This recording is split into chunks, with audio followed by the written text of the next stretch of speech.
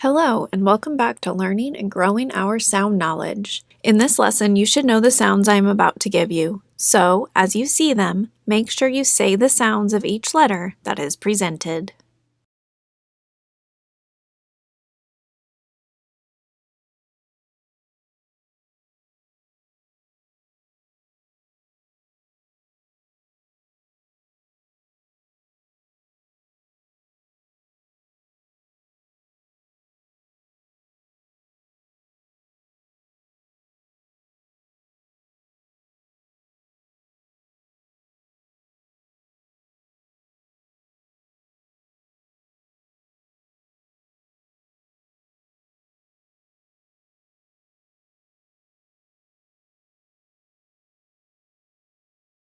Awesome job! Okay, now we are going to add in the sounds of the following letters: V, W, X, Y, Z, as well as the vowel E. With letter V, place your hand on your throat because we are going to be making a voiced sound. First, you are going to bite your lip and use that voiced sound we are talking about and say V. This one often gets confused with F, as well as digraph TH when we get to that one. But there are a lot of similarities with V and F, like the placement of the mouth. But the main difference is that V vibrates, V, and F does not. You will see V in words like vet, violin, victory. Next, we have W. W is made by rounding the lips and says W, like in water, wet, winter.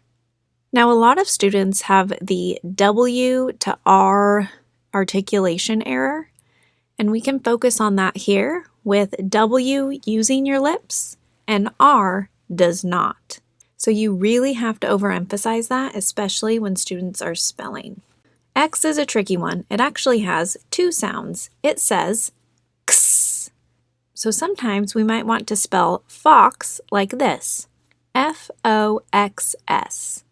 But technically, X has that S already in there with that K sound. It has the K and the S coming together to form one letter, X. So fox sounds like F-O-C-K-S, but we now know when we hear X, we most likely will need that X letter to spell it F-O-X, fox. You'll hear that X sound in the word box and fix. Then we have letter Y. Y is controversial in the phonics world. The newest way to say this sound is E because Y doesn't blend well, like Y-L-O, yellow.